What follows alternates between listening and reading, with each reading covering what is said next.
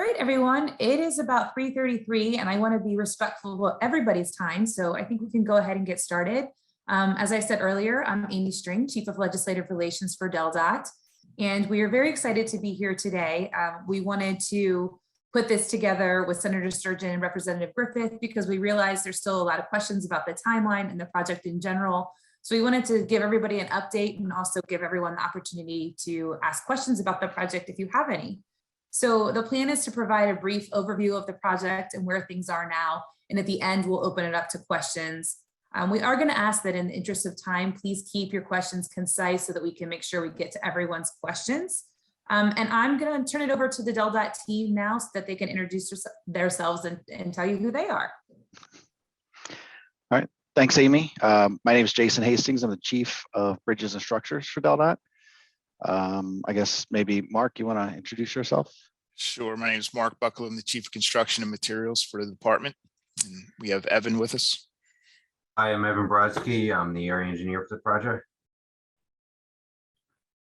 All right. Thanks, guys. Megan, you want to say hi? Hi, I'm Megan Barnine, Constituent Relations for DelDOT. And Eric? Hi, I'm Eric Simo, the Utility Engineer for DelDOT. And I guess last but certainly not least, our two legislators who helped organize this. Hello, I'm Laura Sturgeon, State Senator for the district in which those bridges that we know are going to be beautiful bridges when they're done are located. And over to Representative Griffith. Hi, everybody. Krista Griffith. I represent the 12th district, which includes Sharpley and Woodbrook and all the other neighbors. I'm happy to see you this Friday afternoon and look forward to hearing your questions and most definitely the presentation. Thanks so much. Bye-bye. Thank you. And we happen to have two folks from Verizon on the line as well, given that obviously the utility poles were a big concern. So George and Brian, you mind introducing yourselves? Brian McGee, I'm the engineering manager for Verizon in the state of Delaware. And George Zhang, engineering specialist. All right. Well, thank you all for the introductions. I will share my screen here. And I'm hoping that you see the PowerPoint. Yes? All right, very good. All right, so we're obviously all here today to talk about just give an update on Sharpley Road. Quick overview of what I'm going to talk about, just the status updates of the current contract, the utility work, and then the STONEWORK contract that'll follow. And then since we did have quite a few questions in emails, I just compiled all the emails or all the questions in the emails over the last, say, 8 to 10 days. And I wanted to make sure that I hit on each one of those. So I have slides dedicated specifically to them. All right, so the current contract, all of our contract work is complete, so only the punch list items remain. Specifically, there's some riprap that needs to go at one of the pipe outlets at bridge 1-022. That's the one that's near Cranebrook. I apologize for the picture. It was raining on the day that I was out there. So it looks like there's streaks on the side of the culvert. Obviously, when we're all done, that's not what it'll look like, but I did want to just kind of give a photo of the bridge that we were talking about and the area where you kind of see the pipes coming out and where you're going to have the riprap. We have hot mix joints to seal. So where the new pavement meets the old pavement, there's a joint that gets a hot pour seal to make sure that the water doesn't get infiltrated in there. We have striping out there now. It's considered temporary, so we have permanent striping that'll go back. And then removing the erosion and sediment control devices, specifically, as you can see, the CFL or coconut fiber logs that help with erosion runoff. And now what we need for those is vegetation. So a certain percentage of the grass covering the area before we can remove those. So we estimate probably in the next month or two, we'll have that grass, depending on how quickly it warms up and what kind of weather we get, and then we'll be able to remove these devices. We have to adjust the utilities in the sidewalk. So here you see a valve, a water valve. It's actually recessed a little bit, so it needs to be adjusted to meet ADA compliance. So there's not a gap or a drop off there. And then there's a little bit of work at 333 Sharpley.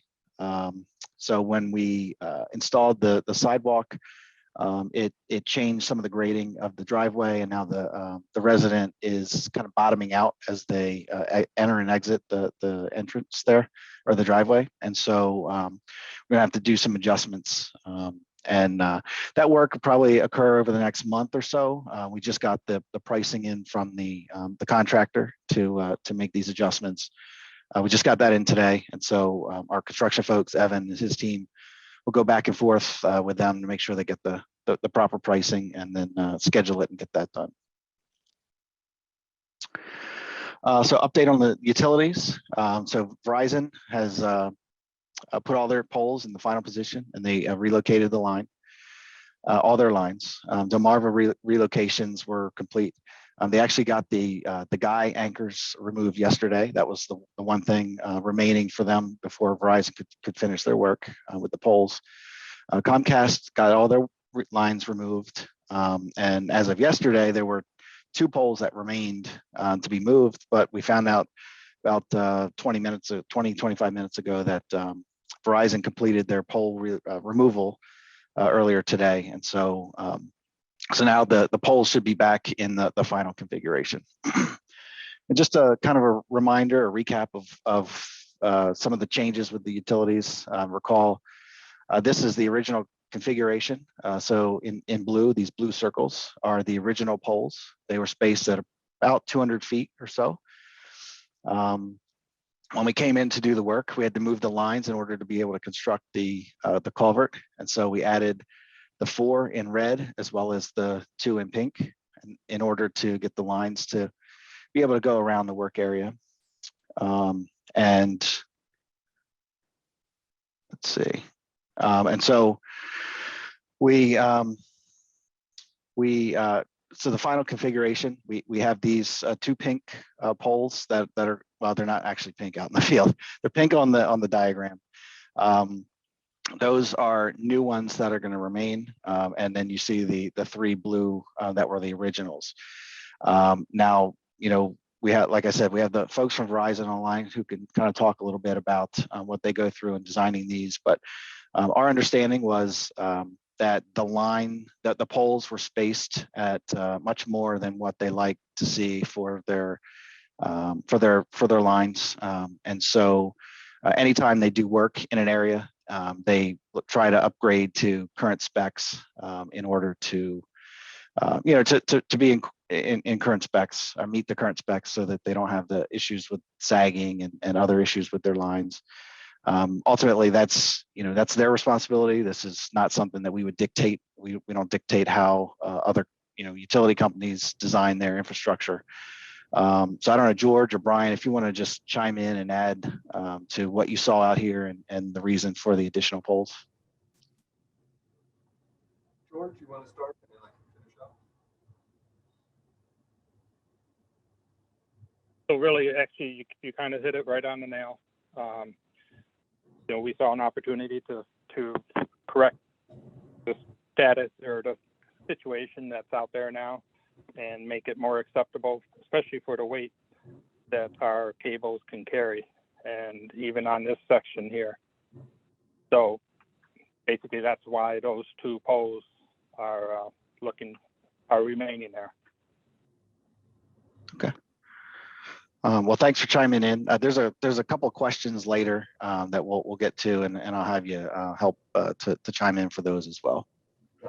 I mentioned one thing, and it's the reason why you don't want a long lengths in the pole line. It's fine in everyday application, but then when you have a storm, extra weight gets put on with ice and snow, and you can get a additional sag to it, to where it could become hazardous. So that's why we look to keep it at 150 and less as far as the length, depending on what is going on the pole. Okay. All right. Thanks, Brian. Before you go off of that slide, could you go back 1 second, please? Sure. Thank you.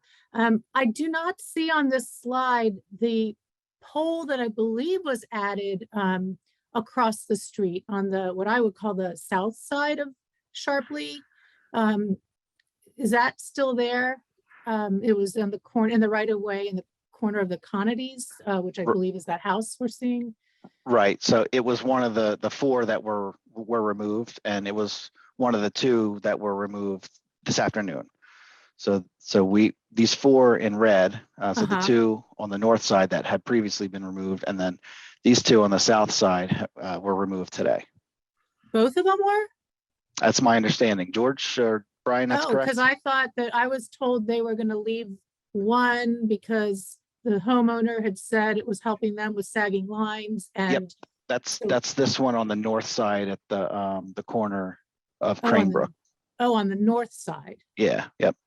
Oh, so we are no longer having the ones crossing the street, crossing Sharpley. Okay, Correct. then I had the wrong neighbor when I was sharing with folks in the emails. I thought it was this neighbor over here. I don't know. You probably can't see my cursor, but okay, great. I'm pointing with my cursor, which is not probably visible to everyone else. Okay, well, that's good. I'll go take a walk. It's 2 blocks from where I live and double check, but that's good to know. Thank you. I think that's going to make people even more happy. Yep. Yeah, I think ultimately the goal was to get the lines back onto one side of the street. Yeah. Obviously, there are still 2 additional poles on that side. The one of which that we worked with the property owner for them to benefit, and the other based on Verizon's concern about their line that they felt was needed in order to keep this spacing. But thank you. Yep. And so the final piece, the STONEWORK contract, the contract documents were submitted to our contract administration section back on February 16th, so that got in the queue. And as of yesterday, it was advertised. It was advertised yesterday. We have a requirement for a minimum of 4 weeks for advertisement based on federal requirements. And so our bids will open on April 5th. The award process by state law is we have to get the award out in 30 days. During that time, we review the bids, we do a bid analysis to make sure there's nothing funny with the bids. We have to set up the PO. There's some approvals that we have to get, the documentation that has to get out to the contractor. And then we send them the official award. And then the contractor has 20 days by law to get the executed contract back to us. During that time, they have to, some document preparation, they have to finalize their bond and then get all that information back to us. So with this timeline, we'll have an executed contract likely end of May, early June. There'll be the contractor will start, procuring materials and that sort of thing. So we'll start construction likely in July. We put in the contract documents an anticipated notice to proceed, which is the date that we anticipate to start construction as mid-July. And so that's what we anticipate, and it should be about 3 months for construction. 82 days is what we put in the contract. As you can see, we have, here's just a photo of some of the salvaged capstone. And I actually have more photos of some of the stonework as well. As we previously agreed to, we are reusing the stone from the original structures. We have them stored at one of our maintenance yards near SR1 and 299 down in Middletown. The contractor took great care to remove them without damaging them and to ship them down there and store them. As I mentioned before, we're going to reuse capstone. Now the new walls are longer than the old walls, so we'll have a mix of new and previous capstone. The contract requires that they match in color and texture. So the stonemason will be, obviously procuring stone that looks very much the same as what's there. We ask them, and we have to approve the stone that they use. So there'll be that process once they get the contractor on board. And as previously discussed, although we didn't necessarily focus on it as a group previously, but we are putting the aluminum handrail on top. This is a photo from Merrow's Road. It's a very similar structure to what will ultimately be up on Sharpley. You see the stone facing, the capstone. This capstone is actually concrete, but like I said, the one on Sharpley will be the reused capstone, will be actual stone. And this is a photo, and this is the type of aluminum handrail that will be on top. The previous handrail did not meet any kind of ADA requirements for spacing and size and height. So this is what we ultimately went with.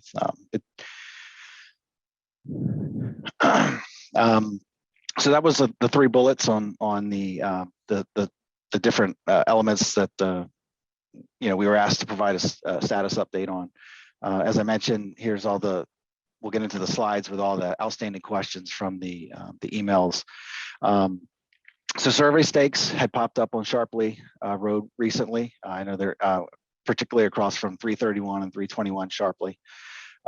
So what had happened, we had our survey section go back out and take some additional topographic survey for that driveway work that I mentioned earlier.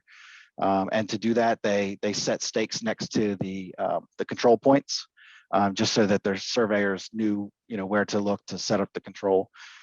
So once we get the driveway work complete, they can be removed. So they're not out there for any additional work. It was just for survey work that our folks were doing. Let's see, can utility lines be tightened to reduce sagging instead of adding additional poles?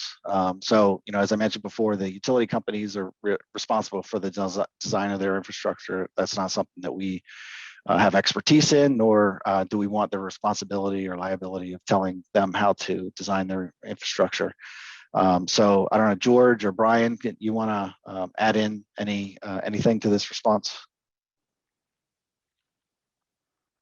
Basically, because one of the cables is a copper cable, that is much heavier than the other cable. So even they are at the same tension, but because of the weight, the sag is the difference. So, the larger the cable, the more the sag, even though it's at the tension that is required for, by us. So there is no more tightening of the strand, if you will, and so it can't be tightened anymore. So in doing so, we wouldn't be able to get the proper clearance and resolve our issues as far as the clearance and the sag and the distance between the poles.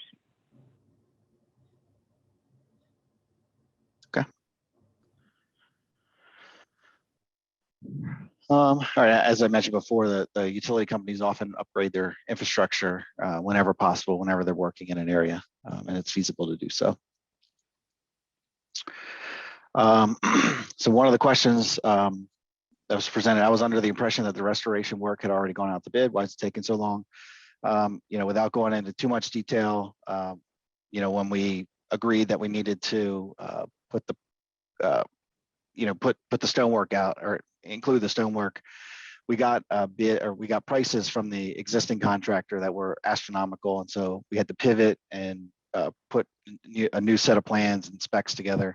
It had to be new. We couldn't just take the old ones only because it included all the other work, and there's different means and methods that would go into it, and different things that we had to include in the contract and had to exclude. So there's going through all of that. It was a new project. There's approvals that had to get done.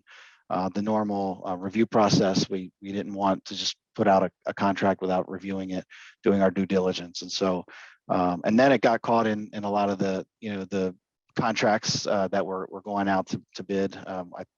On the earlier slide, I showed that we had 17, and actually today I counted there are actually 20 advertised contracts, and normally our contract admin is dealing with anywhere between 5 and 10 at a time. So we have a huge workload right now, especially as we move into the construction season. And so I kind of got caught up in some of that, but at this point it's advertised. It is advertised. I gave the timeline. Will be into construction this summer, and hopefully by the fall we'll have the stonework complete, and then we'll be out of your hair. Why are new poles appearing? So we don't have new poles. We have the 4 poles that we added at the beginning of the contract, and then, as I mentioned, 2 have been removed, and the 2 others that were removed today or earlier today. So we just have the 2 poles that are new from before, that we just talked about. They're still in line. They provide the proper spacing based on Verizon's requirements. But now we've removed the poles that are in front of the park area. When is the pole being removed from the parkland? Actually, Verizon finished that today. What is the timeline for bids to replace the stone? Where is the stone currently, and what is the timeline for completion? As I mentioned, it was advertised yesterday with bids opening on April 5th. We go through the award process, execute the contracts, likely the end of May. We'll start construction in July, and construction will take approximately 3 months. If there are stone masons in the area, I included the link to the bid website. We'd love to have, obviously, local contractors do the work, especially those passionate about this particular bridge. It'd be great if there were folks in the Sharpley area that want to work on this. And so, we'd love to have more bidders. More bidders gives us better costs and better quality. So, as I mentioned with some of the photos earlier, the stone is currently stored at the SR1, SR299 DelDOT maintenance yard. When will the green piping or dikes around the Whitby Bridge be removed? As I mentioned earlier, they're the coconut fiber logs. They're erosion and sediment control measures, and they'll be removed as soon as we have the stand of grass, the appropriate level of coverage, which is likely over the next month or 2. Why are there 2? Used to be more survey stakes on parkland in front of house 321 and 1 further down the road. As I mentioned, that was needed for the additional topo survey that we did. The stakes can be removed once that driveway work is complete. And that is all that I had. Hopefully I didn't miss any. I know there was quite a few emails with quite a few questions. So I tried to compile them as best I could, but certainly at this time we can open it up, and anyone who has additional questions. I have one brief question, and then I hope our guests will ask questions. The driveway work at 333, is that going to require removing the current sidewalk and regrading the sidewalk, or are you able to grade the driveway, and has the homeowner given you permission to go on their private property to make the driveway work with the current sidewalk?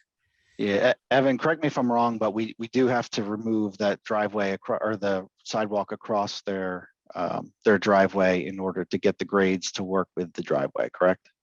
You're right. So we're not touching their driveway. We're just going to have to remove about 20 feet of sidewalk on each side of their driveway in order to reconstruct that. So yeah, you're right, Jason.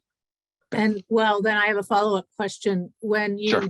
redo that sidewalk, will it meet ADA compliance in terms of the slope?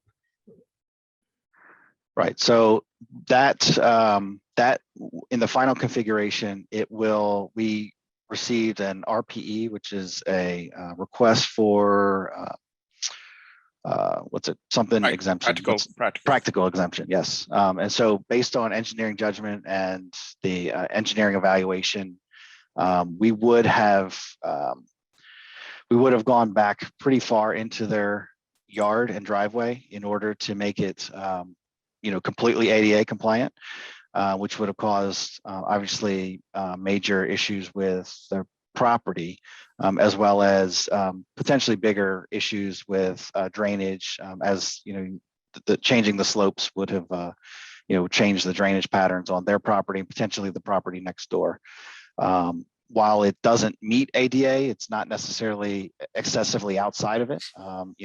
We've used some engineering evaluation to determine that, we will get it as close as we can. And, the RPE allows us that flexibility that, we're still providing an accessible facility. Certainly anyone using that facility will still have access and it'll be accessible. It just doesn't quite meet the ADA standards that we're required to meet. And does that open us up to litigation if we're not meeting ADA standards? Well, so a lot of times with ADA, there are, the practical exemption or exception process does allow us that flexibility.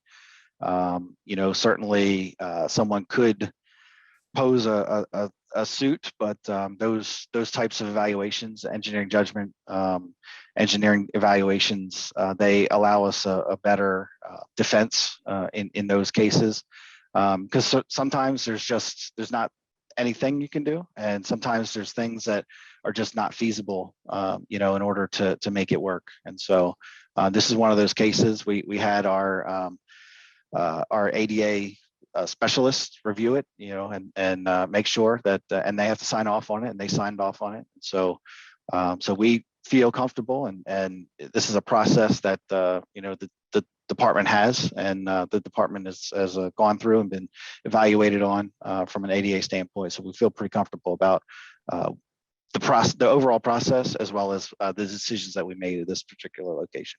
Okay, then my last question, and then I will stop, is just because this does raise other issues, and I would like to put them to bed in this conversation if possible. Sure. Should somebody, have an issue with what you've done there with the sidewalk, can you assure the community that Sharpley community would not be held liable for that, misalignment with the ADA standards? Yeah. So ultimately, I mean, that's in the state right of way. So as DelDOT is the owner of that right of way, and so ultimately, any ADA facility within the right of way falls to the department and not adjacent property owners and homeowners associations. Okay, thank you. All right, if anyone has any questions, please feel free to use the raise hand feature. You should see a hand at the bottom of your screen. And then once we see your name pop up, we will go ahead and unmute you. In the meantime, there is a question in the Q&A. Oh, we have a couple now. So the first one's from Kevin. Will the metal spikes that are currently holding down the grass seed protection mats be cleaned up? Otherwise, I'm pretty concerned about them being sharp and getting rusty while kids and pets play around them. We generally do not, but we can have the contractor go out and remove those spikes once we have stabilized grass. Will Sharpley Road be closed again while the stonework is being done? I don't believe that'll be necessary. You may have a lane closure at times, but not full closure. Okay, and the next question is for Verizon. Why can't Verizon use opportunity like these to bury cables instead of perpetuating the poles and overhead wires? This is a bridge, and we can't go into the bridge. Something you can't do in Delaware.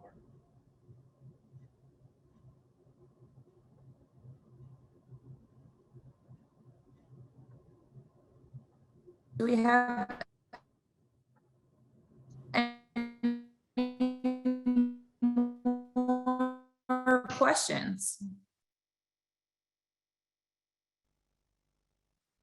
Hey, Jason, I'm not seeing any raised hands. Oh, wait, I see one. Marilyn McGowan, I am going to unmute you, and you should be able to talk now.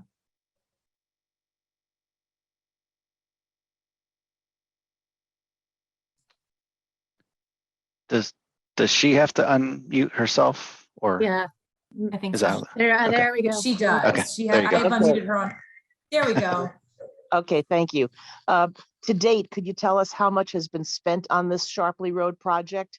And what was the original anticipated budget? That's a good question. Evan, I don't know if, or Mark, do you guys have that? I can handy? answer that. So to date, about $1 million have been spent on the contract. It was slated for about $1.5 million. And then the added stonework, we don't have bids yet for the added stonework, so I don't have an answer for that one. Yeah, our estimate for the added stonework was about 400,000. So we might come pretty close to the original estimate of $1.5 million. Yeah. I think by the end, it'll be with the added stonework, it'll be about 2 million by the end. Oh, okay. Oh, we have outstanding bills with Zach. Is that the difference? Yeah. Okay. Yeah, we have to resolve some outstanding items. Okay.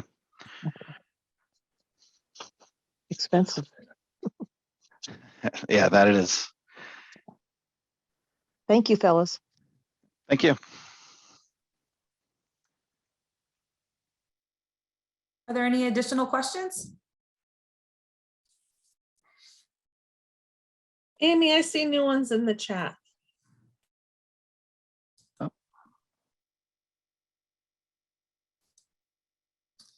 Thank you for all the great work. The crews were nice. The product looks good. And the added sidewalks from Whitby to Black Gates are a really nice addition. And then a second comment is, if stones pop out, will DelDOT maintenance have the capability to quickly repair? First, thank you, Kevin. Appreciate that. So for Bill, the stones, yeah, our crews, DelDOT maintenance does maintain these types of structures.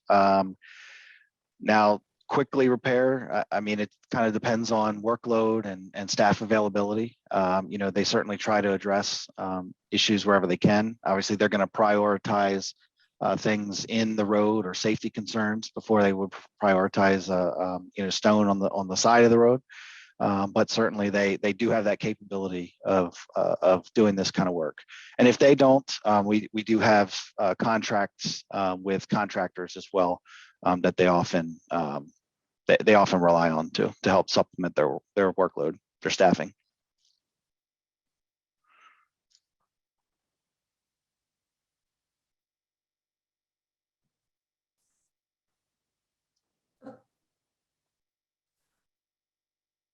Looks like Marilyn has a question. Hold on, Marilyn.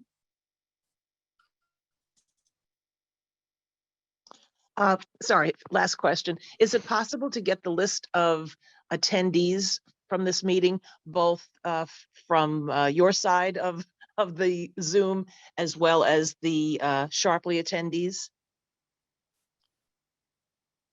Yeah, I think Amy or Maggie, you guys can download that, right? And we'll just provide that in the email. We sure can. Just so you know that we don't have full contact information for everybody. For some people, it's just a first name. In some cases, just a phone number, but we can certainly share that. Oh, thanks so much. And this webinar is recorded, so we'll post that on the project website. We'll also post the PowerPoint slides, and we'll email the link to the website. We'll send that out as well. Just not everyone, you know, knows that right off the top, so we'll make sure that gets out. Can I ask if everyone who can be seen on screen and whose names can be seen is okay if I share? I was trying to take some screenshots to memorialize that we all met, but I don't want to share them on social media without permission. If anyone objects, just let me know. I won't share.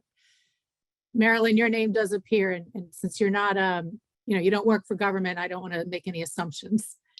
Oh, no, that's fine. I'm on the Sharpley board, so that's fine to include me. Great, thank you. Thank you.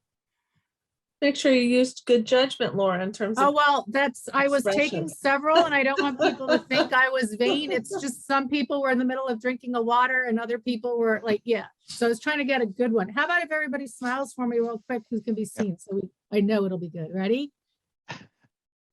Okay, there we go. Thank you, thank you. So any other questions? Did we get to all the ones in the chat? Oh, thank you, Chris. You're welcome, of course. I'm happy that that many, 99.9% of what the community asked for is happening, and the 2 additional poles seem to, really be providing a function that I think people will appreciate, rather than sagging lines. That seems reasonable, and I understand DelDOT's position that this is, the utility's responsibility, and that brings the cables up to spec, or at least the lines and the way they're arranged up to spec.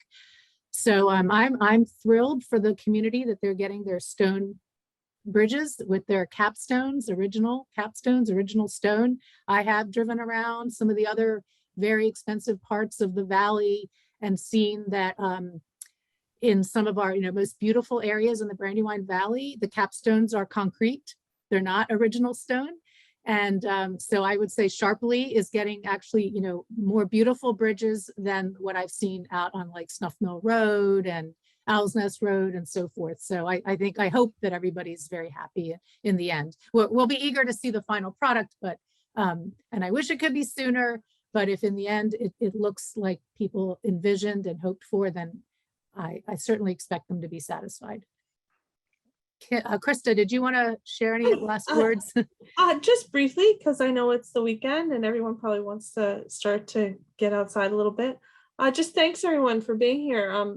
First and foremost to the DelDOT team for arranging this very easy format together and very informative, and slides, all of it. And for, it's nice to be able to come to a meeting and relay good news that, while in fact we are having this meeting, those remaining poles were removed. So thanks a million for taking care of that and responding to the community's concerns both very quickly and efficiently, for arranging this meeting today. And just shows Delaware how being a small state really helps in matters like this. And most importantly, thank you for the community members who took the time out today to participate in this and ask your questions and see what's going on.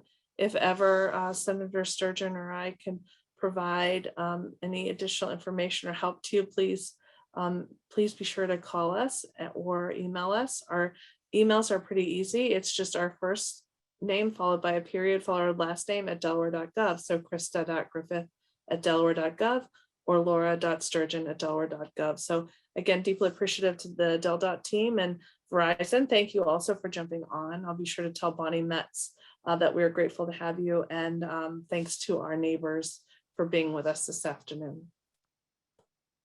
Thank you. Great teamwork. DelDOT, thank you so much for being responsive to the desires of the Sharpley and Woodbrook community to see their bridges restored to their original beauty and grandeur. Thank you, everyone. Have a great weekend. And if you have any questions, feel free to shoot us an email. We're always happy to help out that way as well. And Amy, I was just going to tell Senator Sturgeon, I don't know if you saw in the question and answer, but Chris is not a fan of social media, so he would prefer to not be on the photo. So okay, I'll double check to make sure Chris doesn't appear, and if he does, I will not post. Thanks for letting me know. I didn't see that. Thank you. Sure. Yep. Okay. All right, well, thank you, everyone. Thank you. Have a good Thank weekend. you.